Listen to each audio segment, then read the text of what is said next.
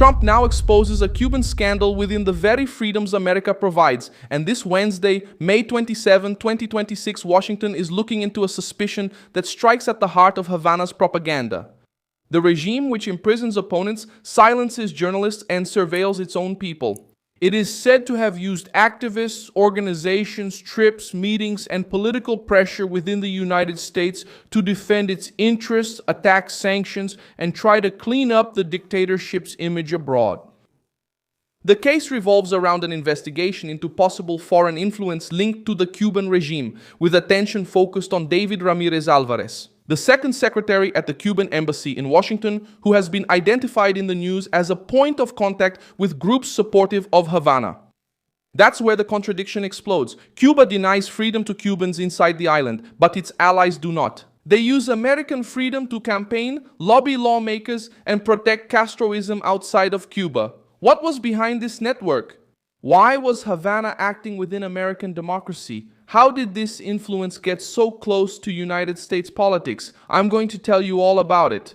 If you like this kind of direct and straightforward content, consider subscribing because we have videos like this every day. The suspicion that is now on the federal radar is simple to understand and far too serious to be treated as a minor detail. Organizations and influencers in the United States allegedly acted to promote Cuba's political interests, to push for the end of sanctions, advocate for travel to the island, soften the image of the regime, and try to pressure Washington to remove Havana from the list of state sponsors of terrorism. We're not just talking about an opinion on foreign policy. The point under investigation is whether there was coordination, direction, or guidance from a foreign government in political actions within American territory. David Ramirez Alvarez appears in this story because, according to the investigation released, he allegedly participated in meetings with organizations and activists in the United States discussing legislative proposals and political paths useful to the Cuban regime. The Fox video shows the Cuban diplomat identifying laws that the communist government of Cuba wanted to see supported by American organizations and activists. This is the point that sets off alarm bells. When a representative of a foreign dictatorship talks about bills in Congress and points out what local groups should support, the question changes.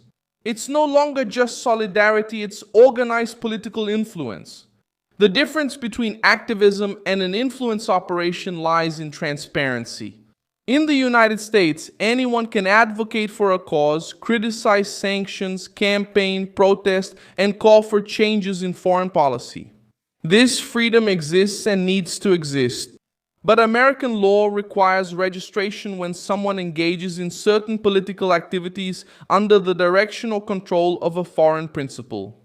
The Department of Justice itself explains that the Foreign Agents Registration Act requires certain agents of foreign governments, parties, or entities to publicly disclose their relationships, activities, receipts, and expenditures when acting on behalf of those interests. That's where the Cuban scandal gains momentum. The accusation is not against freedom of speech. The accusation is about the possible lack of transparency. If groups spoke on their own behalf, that's political debate. If they received guidance, coordination, or support from Havana without declaring it, then the case becomes a different matter. The Cuban regime knows how to use nice words like solidarity, cultural exchange, and humanitarian aid. But behind that packaging, there could be a political pressure machine aimed at protecting the dictatorship. What stands out the most is the hypocrisy of the regime. In Cuba, the ordinary citizen cannot form an independent political party, organize a real opposition, protest against the Communist Party, or demand rights without fear of surveillance and punishment. In the United States, however, Castroism finds unions, student groups, ideological organizations, travel networks, and solidarity committees to defend precisely the government that denies these same freedoms to the Cuban people themselves. Havana wants a voice in Washington, but silences voices in Havana, Santiago, and Camagüey. The investigation also opens a window into how this influence might have worked. The news reports mention meetings, campaigns, trips to the island, contact with front groups posing as solidarity organizations, and local actions to approve resolutions favorable to the Cuban regime.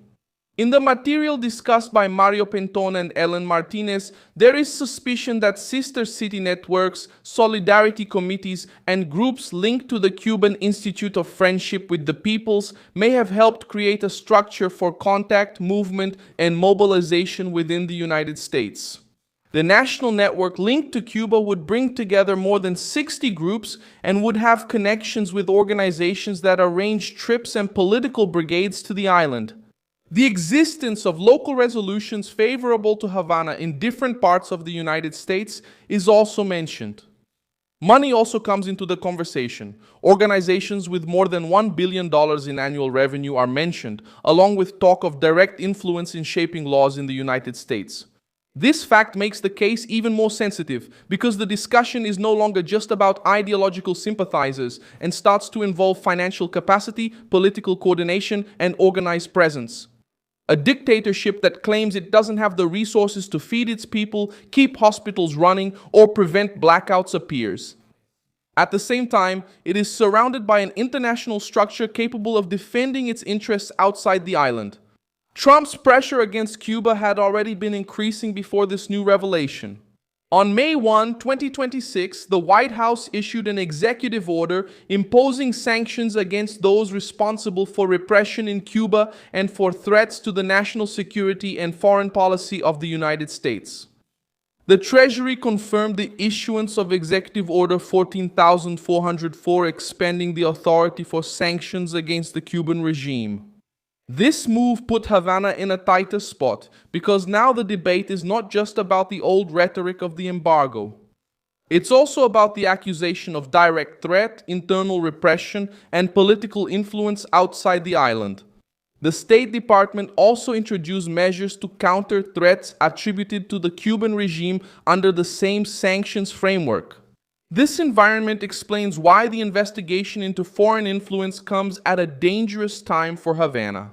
The American federal apparatus is looking into finances, lobbying, travel, entities, diplomatic contacts, and possible political operatives on American soil. The Cuban regime denies any wrongdoing and says its diplomats follow international rules. This response was expected.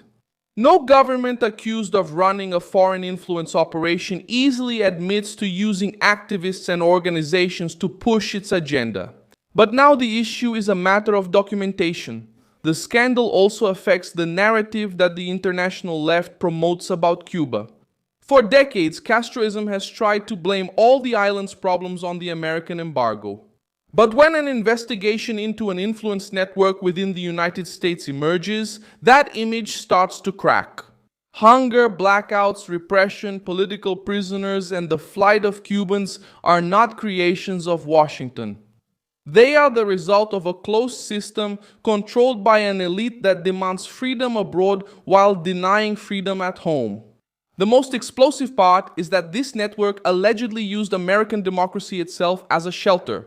Freedom of assembly, freedom of the press, freedom of association, and freedom to protest have become tools available to groups that support a regime that allows none of this for the Cuban people. This is the contradiction that Trump is now forcefully exposing.